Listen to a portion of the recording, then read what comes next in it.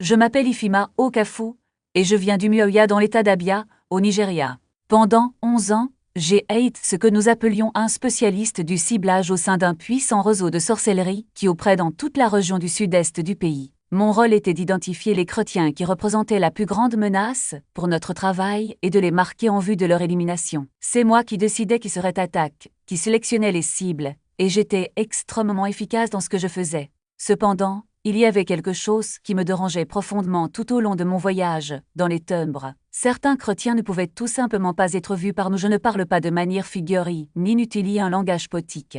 Je fais référence à une invisibilité littérale et spirituelle. Lorsque nous scrutions une communauté à la recherche de cibles, certains croyants n'apparaissaient tout simplement pas sur notre radar. Essayer de les marquer en vue d'une attaque, c'était comme essayer de retenir de la fumée avec vos mains. Ils étaient physiquement prêts, mais sur le plan spirituel, ils étaient complètement cachés à notre vue. Cela nous a rendus fous, car dans le royaume des ténèbres, si vous ne pouvez pas voir quelqu'un, vous ne pouvez pas l'attaquer. Si vous ne parvenez pas à le localiser spirituellement, vous ne pouvez pas envoyer de démons contre lui. Si vous ne pouvez pas l'observer, vous ne pouvez pas le surveiller. Ces chrétiens invisibles étaient intouchables, et quelles que soient les stratégies que nous utilisions, nous ne parvenions pas à briser leur protection. Si vous regardez cette histoire aujourd'hui, et que vous avez vécu des situations comme celle-ci, des gens de votre famille qui semblent tout savoir de votre vie, le sentiment constant d'être observé dans le monde spirituel, tout progrès sabote par quelqu'un ou quelque chose, des individus qui ne vous ont jamais fait de mal manifestant de la haine sans raison, ou même l'impression d'être la cible d'une destruction sans comprendre pourquoi. Vous avez besoin d'entendre ce que je vais vous révéler. Aujourd'hui, je vais exposer les 4 protections qui rendaient certains chrétiens complètement invisibles aux sorcières comme moi. Ce ne sont pas des concepts théoriques ou des traditions religieuses vides de sens. Ce sont des réalités spirituelles concrètes qui bloquent notre capacité à voir et à détruire certains croyants. Lorsque vous comprendrez ces protections et apprendrez à les activer dans votre vie, vous deviendrez inaccessible à toute sorcière, sorcier ou agent des ténèbres qui vous cible. La première protection qui vous rend invisible aux forces du mal est l'abri du lieu secret. Dans le royaume des ténèbres, nous disposions de systèmes de surveillance très sophistiques. Les démons étaient chargés de surveiller les conversations, les esprits assistaient au service pour recueillir des informations et nous avions des postes d'observation qui assistaient aux réunions de prière pour identifier les intercesseurs puissants. Notre réseau de renseignements était vaste et complet, mais il y avait un endroit dans lequel nous ne pouvions jamais pénétrer, ce que la Bible appelle le lieu secret du trésor. Le psaume 91 dit « Celui qui habite dans le lieu secret du trésor reposera à l'ombre du Tout-Puissant ». La plupart des chrétiens lisent ce verset comme une belle poésie, mais dans le monde spirituel, il décrit un lieu réel, un refuge, une cachette où aucun œil démoniaque ne peut voir et aucune main de sorcellerie ne peut atteindre. Je vais vous parler d'un pasteur que j'ai été chargé de détruire. Son nom était Emmanuel, et il dirigeait une petite église à New York appelée Agua Vivas Assembly. La congrégation comptait environ 150 membres, mais se développait rapidement. Notre coordinateur régional avait reçu des rapports selon lesquels ce pasteur devenait trop efficace. De nombreux membres de la communauté se convertissaient, de nombreux affranchis quittaient l'Église, des toxicomanes étaient libres et des mariages que nous avions détruits pendant des années étaient rétablis. Cela perturbait nos opérations dans toute cette zone et devait être éliminé. J'avais pour tâche de le localiser spirituellement et de le marquer en vue d'une attaque. J'ai commencé la surveillance un lundi matin. J'ai envoyé 3 esprits surveillants dans son église. Leur mission était simple, localiser le pasteur. Sur le plan spirituel, identifier ses faiblesses et revenir avec une stratégie d'attaque. C'étaient des esprits expérimentés qui avaient déjà localisé des centaines de cibles pour moi, mais ils revinrent confus et agités. Ils ont dit qu'ils pouvaient voir clairement le bâtiment, la congrégation rassemblée pour les prières du matin, même le banc où le pasteur s'asseyait et la chaire depuis laquelle il prêchait. Cependant, ils n'ont pas réussi à localiser le pasteur lui-même. Il était physiquement prêt. On pouvait le voir dans le monde naturel, mais spirituellement, il était invisible. Je pensais qu'ils étaient incomptés. Je suis personnellement allé sur le plan spirituel. Je me tenais devant l'église pendant un service du mercredi soir. Le culte était puissant et je pouvais ressentir l'atmosphère spirituelle même de l'extérieur. J'ai regardé chaque personne dans le bâtiment. J'ai vu le responsable du culte, une femme d'une 40aine d'années avec un esprit de fierté facile à exploiter. J'ai vu le chef de cellule, un homme avec des pêches-caches que nous pourrions utiliser pour provoquer la division. Il a pu analyser l'état spirituel de chaque membre de la congrégation. Mais quand j'ai cherché le pasteur, il n'y avait rien. Absolument rien. C'était comme s'il n'existait pas dans cette dimension. J'ai vu l'espace physique qui l'occupait, les gens qui le regardaient, lui répondaient, recevaient ses instructions. Cependant, L'homme lui-même était complètement invisible à ma vision spirituelle pendant 3 semaines. J'ai tout essayé.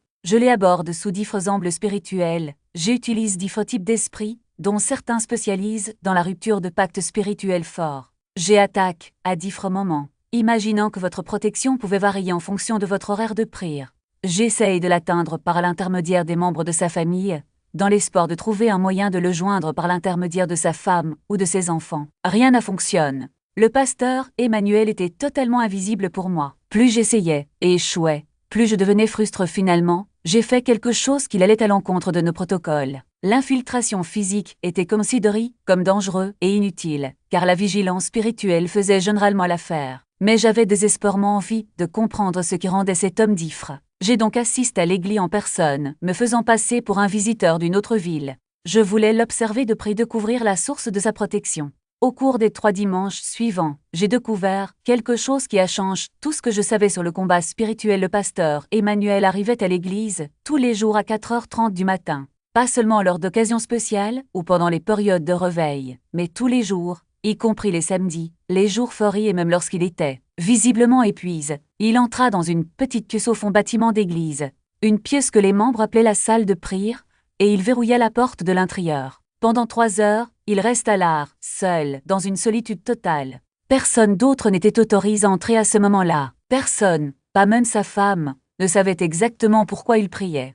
Quand je lui ai posé des questions sur sa routine, dit Gacy en visiteuse curieuse, elle m'a répondu qu'elle ne connaissait pas les détails de ses prières matinales. Il a dit qu'il faisait cela depuis plus de 15 ans, depuis le début de son ministre. Les membres de l'Église avaient appris à respecter ce moment sacre. Aucune urgence n'était suffisamment urgente pour l'interrompre avant 7h30 du matin. Aucune réunion n'était suffisamment importante pour commencer avant son départ. Ces 3 heures dans le lieu secret n'étaient absolument pas négociables. À la fin de cette période, il sortait de la pièce, mais ce que j'observais dans le domaine spirituel, en l'épiant de loin lors de mes visites d'Igacy's, était quelque chose que je n'avais jamais vu auparavant.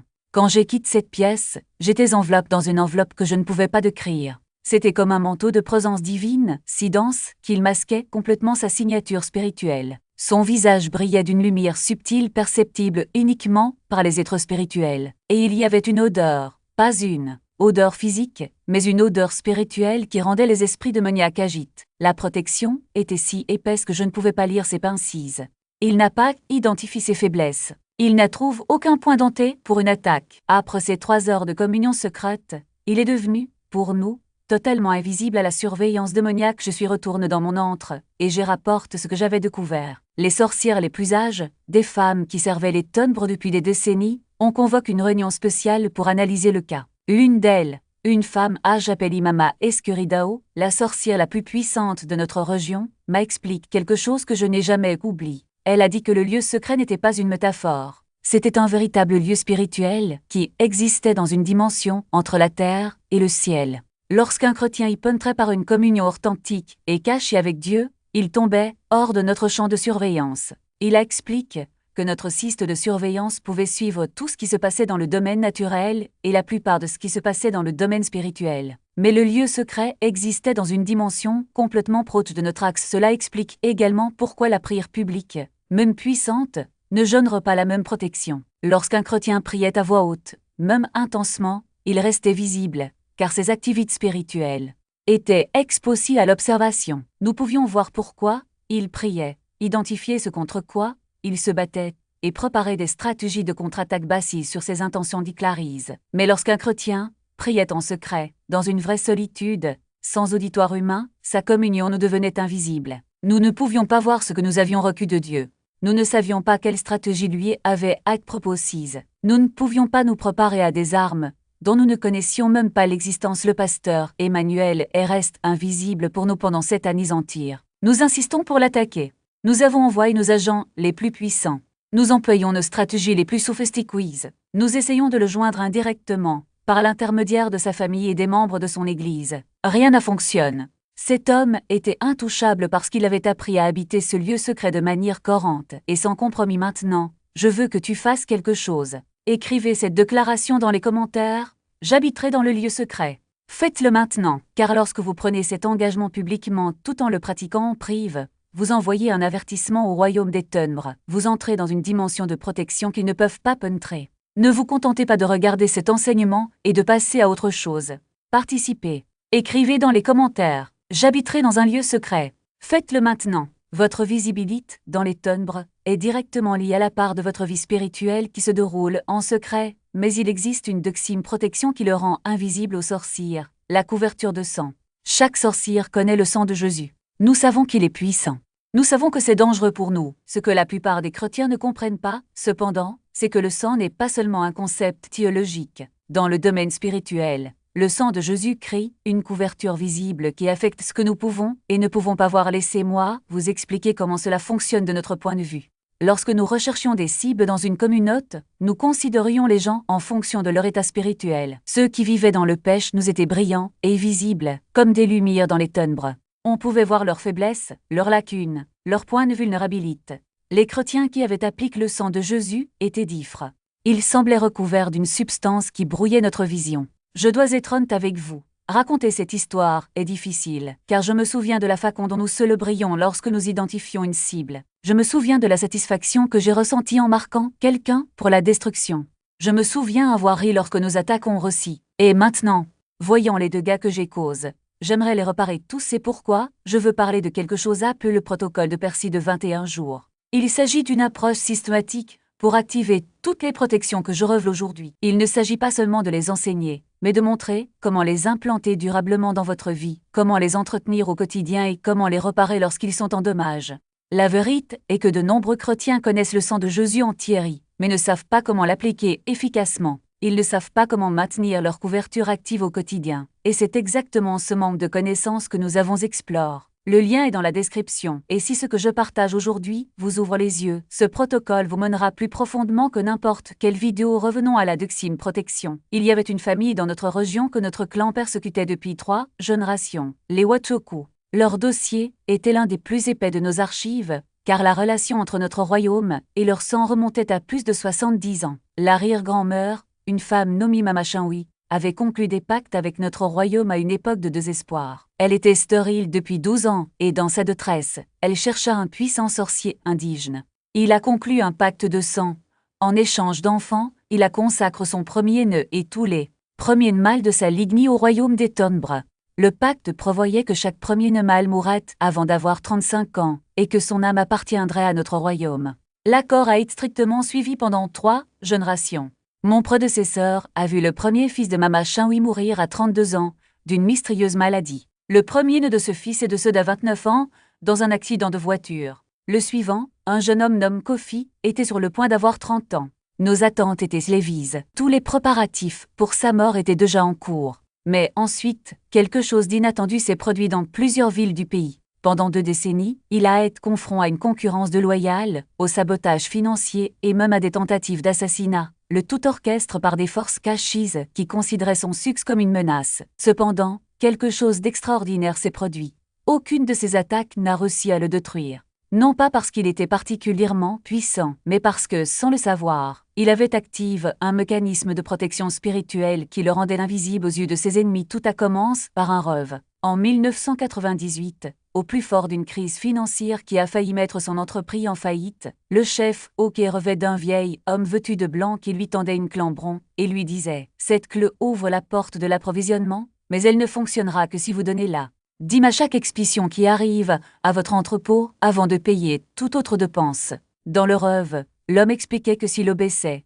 aucune malédiction placée sur son entreprise ne prendrait effet, et que ses ennemis ne seraient pas en mesure de le localiser dans le domaine spirituel. Ok, ces réveils intriguent. À l'époque, il versait déjà une dîme, mais pas avec la précision qu'exigeait le rêve.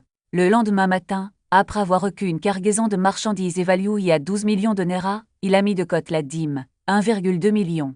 Avant même de payer les fournisseurs, les employés ou les factures impayées. C'était un acte de foi, car à cette époque il n'avait pas d'argent pour couvrir toutes les dépenses. Mais, à sa grande surprise, le même jour, un ancien client disparu depuis des années est apparu et a payé une ancienne dette de 3 millions, couvrant exactement ce qui manquait au cours des mois suivants. Ok a maintenu cette pratique. Chaque fois qu'une cargaison arrivait, la dîme était immédiatement mise de côté, quelles que soient les circonstances. Et à chaque fois, quelque chose de surnaturel se produisait. Soit un paiement inattendu arrivait, soit un accord qui semblait perdu se concrétisait, soit une dette était annulée.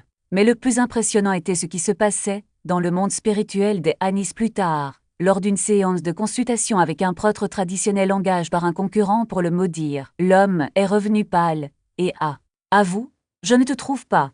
J'ai cherché ton nom dans les archives spirituelles, j'ai invoqué tes anstres, j'ai consulté les oracles, mais c'est comme si tu n'existais pas. C'est comme si tu étais caché derrière un rideau que je ne peux pas pénétrer. » Le prêtre frustre rendit l'argent et prévint le client. Cet homme est proche par quelque chose de plus grand que nous.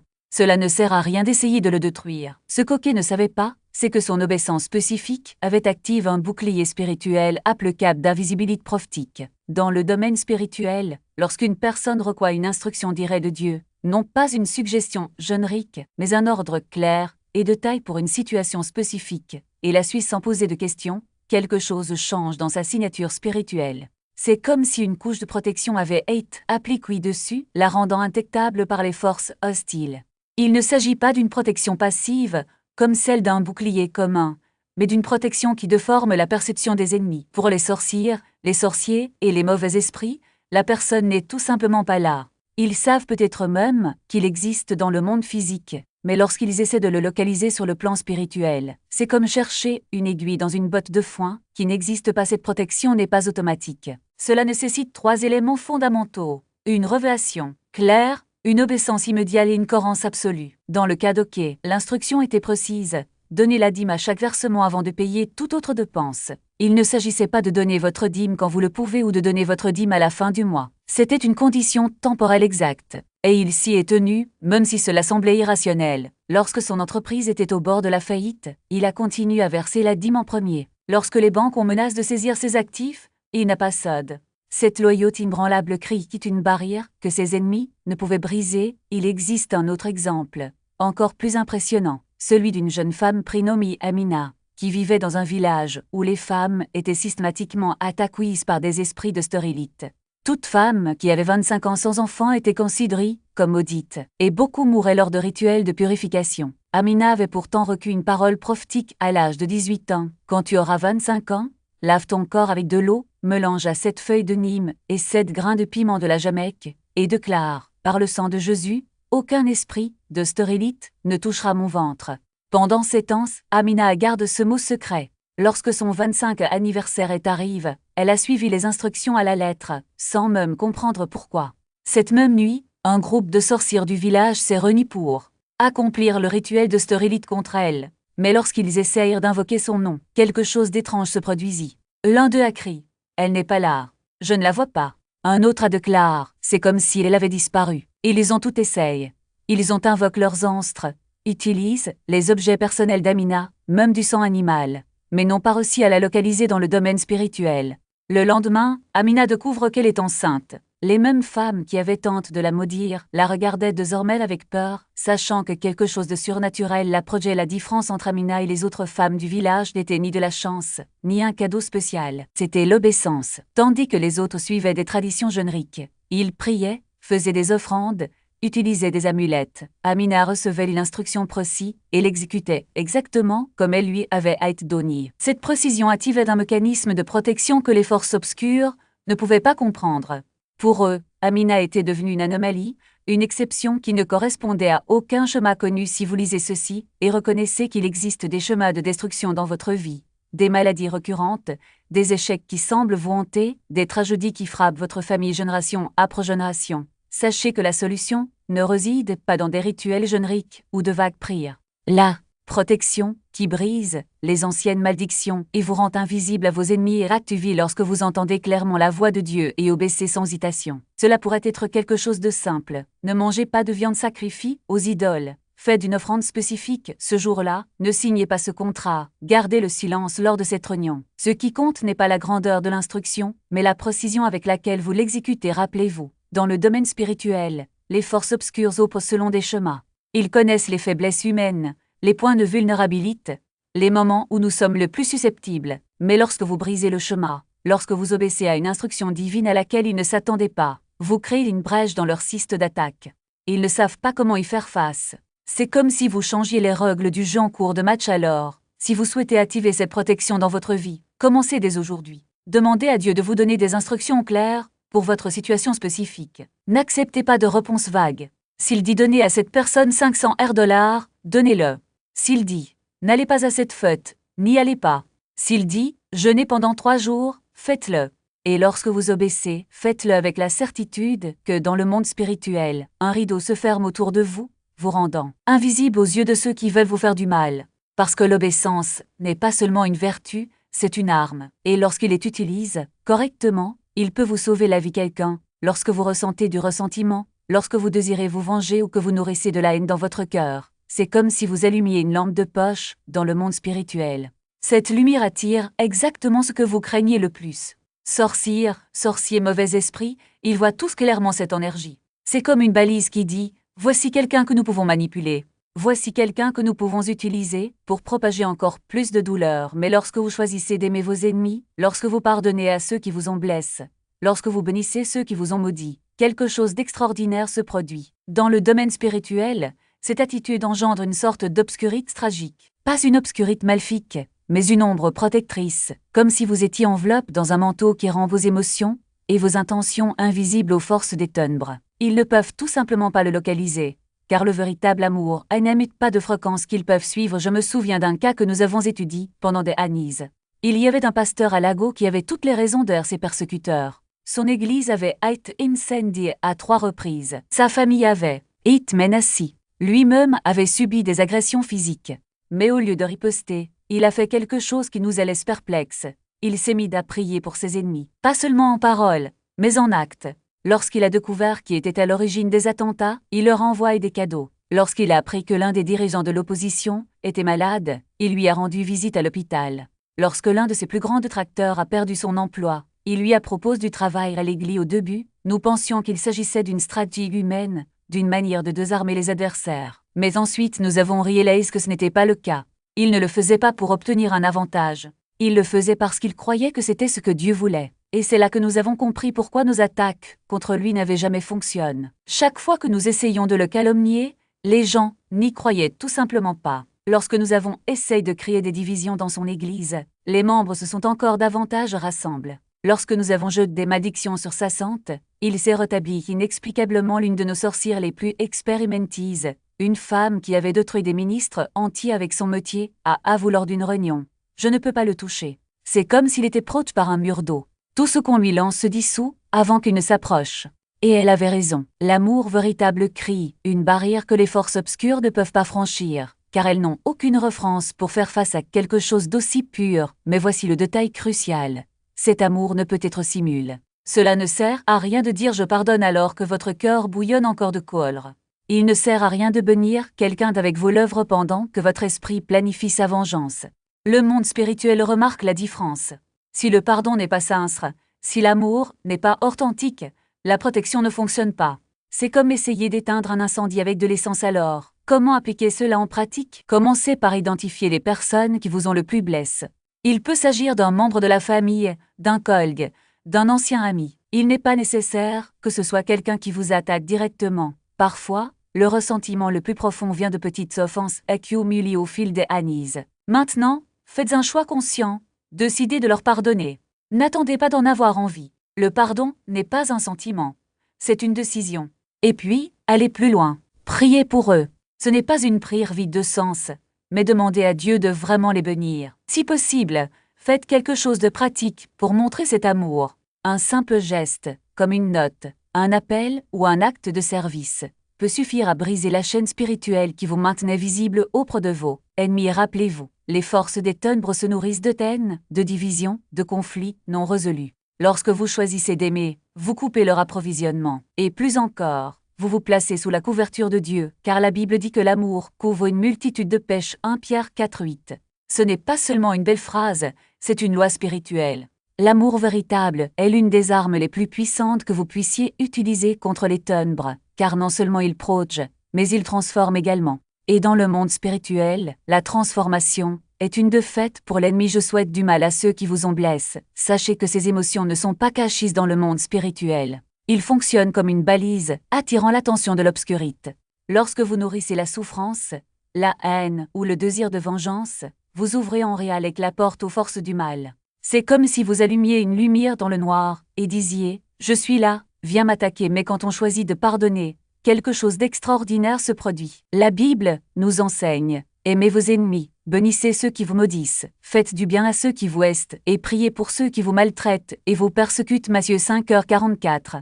De nombreux chrétiens connaissent ce verset, mais peu comprennent le pouvoir spirituel qu'il véhicule. Il ne s'agit pas simplement d'une recommandation morale, c'est une stratégie de guerre. Lorsque vous pardonnez vraiment, non pas avec des paroles vides de sens, mais avec votre cœur, vous désarmez l'ennemi. Vous devenez invisible aux attaques, car le véritable amour brise les chaînes qui vous lient à celui qui vous ablesse. Je vais vous parler d'une femme que j'appellerai Sœur Adara. Elle était professeure d'anglais et de littérature dans une école secondaire d'Alka et était mariée depuis 7 ans à un homme appelé Frère Shidi. Ensemble, ils ont eu 2 jeunes enfants. Aux yeux de tous, sa vie semblait stable. Un foyer modeste, mais confortable. Un revenu sûr, des enfants en bonne santé, et une communauté chrétienne forte. Cependant, une force s'employait silencieusement à détruire tout ce qu'elle avait construit. Une belle-sœur, nommée Amaka, éprouvait une jalousie malsaine envers Adara depuis le jour où Shidi a annoncé leur fiançailles. Amaka pensait qu'Adara n'était pas digne de son frère, qu'il méritait quelqu'un de meilleur. Au fil du temps, ce ressentiment s'est transformé en haine et elle demande l'aide du royaume des ténèbres. Il a recherché un puissant sorcier dans un état voisin, quelqu'un avec qui nous avions déjà des contacts, et a payé une somme considérable, plus de 200 000 Naira, afin d'atteindre 3 objectifs. Premièrement, détruire le mariage d'Adara. Deuxièmement, fermer son ventre pour qu'elle n'ait plus d'enfants. Et enfin, tuer notre clan d'Ar est engagé pour mener ces attaques, et j'ai été chargé de coordonner l'opération, compte tenu de mon expérience dans la destruction de familles. On part de la méthode classique. On sème la confusion dans le mariage. Nous avons semé des soupçons dans l'esprit de Shidi, lui faisant croire qu'Adara cachait des secrets. Nous provoquons des bagarres pour des raisons insignifiantes, transformant de simples disputes en conflits graves. Nous créons des problèmes financiers, bloquant les sources de revenus et augmentant les dépenses. Nous avons attaques incessantes, provoquant des maux de tête et une fatigue persistante, qui la rendait irritable et difficile à vivre. Nous avons attaqué ses enfants, les obligeant à se comporter mal pour qu'elle ressemble à une mère négligente. Et enfin, nous attaquons votre environnement de travail, générant des conflits avec les collègues et des problèmes avec les étudiants. Tout se déroule comme prévu. En 3 mois, le mariage était sur le point de s'effondrer. Shidi dormait déjà dans une autre pièce, il parlait à peine et le divorce était ouvertement discuté. Mais ensuite, quelque chose d'inattendu s'est produit. Adara a découvert ce que faisait sa belle-sœur. Un parent qui avait été témoin d'une des visites d'Amaka au sorcier raconta tout. Il lui montra des photos des rituels et des détails des paiements. Elle savait exactement qui l'attaquait et pourquoi. J'attendais la réaction typique. Call, désir de vengeance, projet de représailles, recherche de protection contre d'autres sorciers. Ces réactions étaient courantes et nous ont été bénéfiques, car elles ont ouvert de nouvelles portes aux attaques. Mais Adara a fait quelque chose qui nous a surpris, y compris nous qui venions du royaume des ténèbres. Au lieu de riposter, de chercher à se venger ou même d'affronter Amaka, elle entra dans sa chambre, verrouilla la porte et commença à prier. Il ne s'agissait pas de prière de guerre spirituelle contre l'ennemi. Il ne s'agissait pas d'appel à Dieu pour qu'il punisse Amaka. Ce n'étaient pas des paroles de liaison ou de libation. Elle a prié pour que son ennemi soit béni. Je l'ai entendu dire: Seigneur, je pardonne à ma belle-sœur. Je la libre de toutes les dettes qu'elle me doit et je te demande de la bénir. Bénis son esprit, ses finances, son mariage, ses enfants. Sauve-la, Seigneur. Libre-la des ténèbres dans lesquelles elle est entrée. Montre-lui ton amour et ta miséricorde. Au début, nous pensions qu'il s'agissait simplement de titres religieux. Nous avions déjà vu des chrétiens faire semblant de pardonner tout en gardant de l'amertume dans leur cœur. C'étaient des cibles faciles car leurs prières visibles contredisaient leurs émotions invisibles. Les mots disaient pardon, mais le cœur criait vengeance. Et nous avons travaillé avec le cœur. Mais Adara était différente au cours des jours suivants. Je l'ai seveli de près, à la recherche de signes de quoi le cachi, d'un désir de vengeance ou de tout sentiment négatif. Je n'ai rien trouvé. Elle avait vraiment pardonné. Elle aimait vraiment cette femme qui essayait de la détruire. Il voulait le bien d'Amaka non pas par obligation religieuse, mais par un véritable désir de son cœur. Et puis, quelque chose d'étrange a commencé à se produire. Nos attaquants commencent à ricocher. Non seulement ils ont échoué, mais ils se sont retournés contre ceux qui les avaient commandés. L'esprit de confusion que nous avons envoyé pour détruire le mariage d'Adara a fini par atteindre le mariage d'Amaka. Les problèmes financiers que nous avons créés pour Adara ont été transférés à Amaka. Les attaques sanitaires que nous avons lancées contre elles ont commencé à affecter les personnes qui les avaient sollicitées. Nous n'avions jamais rien vu de pareil. C'était comme si le véritable amour d'Adara avait créé un bouclier autour de sa vie, un miroir qui reflétait chaque attaque jusqu'à sa source. Nous avons tout essayé pour briser cette barrière. Nous intensifions les attaques, Invoquons des esprits plus puissants et effectuons des rituels supplémentaires. Rien ne fonctionne. Chaque frappe rebondissait, et plus nous attaquions, plus Adara était bénie, et plus Amaka était détruite par ses propres mauvaises intentions. 8 mois plus tard, Amaka était en ruine. Son mariage s'était effondré, son entreprise avait fait faillite, sa santé s'était détériorée. Pendant ce temps, Adara prospérait comme jamais auparavant. Mais ce qui nous a le plus frappé, c'est ce qui s'est passé lorsqu'Amaka a touché le fond. Lorsqu'elle était malade, abandonnée et désespérée, c'est Adara qui lui a tendu la main. Il a pris de la nourriture, de l'argent, du réconfort. Ils ont pris ensemble. Adara a fait preuve d'un véritable amour et d'une véritable compassion pour son ennemi, et puis, Amaka s'écasse. Il a tout à vous. Chaque rituel, chaque paiement, chaque mauvaise intention. Il a donné sa vie au Christ là, dans son lit d'hôpital. Et le sorcier, qui accomplissait les rituels, est mort dans des circonstances mystérieuses. Le véritable amour d'Adara ne l'a pas seulement protégé des attaques, il a détruit toute l'oppression menée contre elle et arrache la personne même qui avait à être son ennemi. Si vous nourrissez de la rancune contre quelqu'un, s'il y a de l'amertume dans votre cœur envers ceux qui vous ont blessé, si vous nourrissez encore des pensées de vengeance, chaque instruction divine que vous recevez, aussi petite ou étrange qu'elle puisse paraître, si Dieu dit d'attendre, j'attendrai. S'il me dit de changer de direction, je changerai. S'il m'ordonne de parler ou de me taire, j'obéirai sans poser de questions. Que chacun de mes pas soit guidé par ta voix, afin que je marche dans l'ombre de ta protection, invisible aux stratégies de l'ennemi. Et aujourd'hui, je choisis d'aimer mes ennemis, non pas avec un amour superficiel, mais avec un amour véritable, qui vient du cœur de Dieu. Je pardonne à ceux qui m'ont blessé. Je bénis ceux qui m'ont maudit. Je prie pour le salut de ceux qui me persécutent. Que mon amour soit un miroir qui renvoie chaque attaque à sa source, afin que la malédiction ne trouve pas de place en moi. Que la haine n'ait pas de place dans mon cœur, car je sais que l'amour est l'arme la plus puissante contre les ténèbres peurs célestes. Je déclare qu'à partir de ce moment, ces 4 protections s'activent sur ma vie. Que ma cachette dans le lieu secret soit impénétrable. Que le sang de Jésus couvre tous les domaines de mon existence comme un bouclier incassable.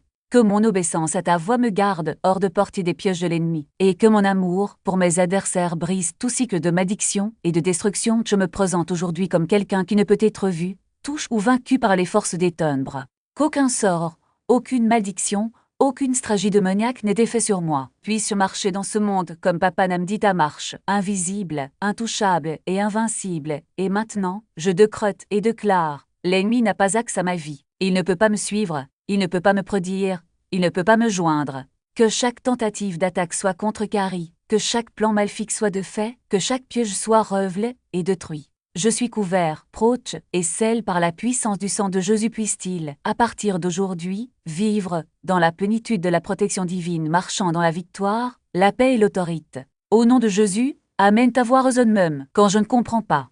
Je suivrai tes instructions, même si elles n'ont aucun sens humain. Je marcherai en accord avec ton objectif spécifique pour ma vie. Que mon obéissance devienne une ombre qui me cache de toute stratégie démoniaque, et en plus, je choisis aujourd'hui d'aimer mes ennemis. Je libre toute personne qui m'a déjà fait du mal. Je pardonne chaque attaque, chaque trahison, chaque mot qui m'élance. Je bénis ceux qui m'ont fait souffrir. Je prie pour ceux qui m'ont persécuté. Je demande au Seigneur de les sauver, de les délivrer et de leur faire miséricorde. Puisse mon véritable amour devenir un miroir qui reflète chaque attaque jusqu'à sa source. Je déclare qu'à partir de ce jour, je suis invisible au royaume des ténèbres. Il ne peut pas me voir. Vos agents ne peuvent pas me localiser. Les esprits sombres ne peuvent pas me suivre. Je suis caché dans le lieu secret, couvert de sang, proche par l'obéissance, garde par l'amour tout esprit qui me surveille. Je vous aveugle maintenant, au nom de Jésus. Tout démon qui me persécute, je vous confonds maintenant, au nom de Jésus. À chaque sorcière ou sorcier qui m'a pris pour cible, je disparais maintenant de votre radar, au nom de Jésus. Je suis invisible, intouchable, proche par le Dieu Trozo, au nom puissant de Jésus. Amen. Si vous avez fait cette prière avec moi, quelque chose a changé dans le monde spirituel. Les cystes qui vous suivaient sont désormais confus. Les démons qui le surveillaient sont désormais aveugles. Pour établir ces 4 protections de façon permanente dans votre vie, voici des étapes pratiques. 1. Le lieu secret commencez demain. Réveillez-vous 30 minutes plus tôt que d'habitude et trouvez un endroit où vous pourrez être complètement seul. Il n'est pas nécessaire que cela dure des heures, comme le font certains serviteurs de Dieu. Commencez par 30 minutes. Pas de téléphone portable. Pas de distraction, personne autour. Juste toi et Dieu, en secret. Faites-le tous les jours pendant les 30 prochains jours, jusqu'à ce que cela devienne une habitude permanente. 2. La couverture de sang chaque matin, avant de quitter la maison, Prenez 5 minutes pour appliquer spécifiquement le sang de Jésus. Soyez systématique. Couvrez-vous de la tête aux pieds. Couvrez chaque membre de votre famille par son nom. Couvrez votre maison, votre véhicule, votre lieu de travail, vos finances. Soyez de taille et minutieux. Faites-le tous les jours, sans exception. 3. Obéissance aux instructions divines. Demandez à Dieu de vous parler d'un domaine spécifique de votre vie. Et quand il parle, obéissez immédiatement et complètement, même si cela n'a pas de sens. Commencez petit si nécessaire, mais établissez un mode d'obéissance radicale qui deviendra votre nouvelle norme. 4. Un véritable amour pour les ennemis. Identifiez la personne qui vous est le plus blesse, celui que vous avez le plus de mal à pardonner. Pendant les 30 prochains jours, priez pour elle tous les jours. Demandez à Dieu de vous bénir, de vous guérir, de vous sauver, de vous libérer. Faites cela jusqu'à ce que votre cœur la désire vraiment bien. Maintenant, faites une dernière déclaration. Allez dans les commentaires et écrivez « Je suis invisible au royaume des ténèbres. Mes 4 protections sont à tes vies aujourd'hui ». Lorsque vous écrivez ceci, vous ne faites pas que taper des mots. Vous faites une déclaration juridique dans le monde spirituel. Il informe chaque sorcier et démon que leur saison de visibilité termine. Avant de terminer, je vous laisse avec une vérité. Pendant 11 ans, j'ai attaqué les chrétiens pour les détruire. J'étais responsable de tant de souffrances, de tant de pertes, de tant de dévastation dans la vie des gens. Quand Jésus m'a sauve, je n'ai pas compris pourquoi il me donnait une seconde chance après tout ce que j'avais fait. Mais il l'a fait. Il m'a pardonne, m'a libre. Et il m'a donné pour mission de passer le reste de ma vie à faire ce que je faisais avant, exposer les secrets du royaume des ténèbres. Chaque vidéo que je produis est un acte de guerre contre mon ancien royaume. Chaque révélation que je partage est une arme placée entre les mains des croyants. Chaque personne qui applique ces protections est une autre cible que l'ennemi a main. Partagez ce contenu avec tous les chrétiens que vous connaissez. Quelque part, il y a quelqu'un qui a été destiné à la destruction. Quelqu'un qui ne comprend pas pourquoi sa vie est constamment attaquée. Quelqu'un qui a besoin de ces 4 protections. Activez immédiatement. Vous pourriez être la personne qui lui apportera cette révélation. Je m'appelle Ifirma Okafu. J'ai passé 11 ans à rendre les chrétiens visibles dans le royaume des ténèbres, mais Jésus m'a libre. Aujourd'hui, je consacre mes journées à enseigner aux croyants comment disparaître définitivement des radars de l'ennemi. Que Dieu te bénisse. Rendez-vous dans la prochaine vidéo.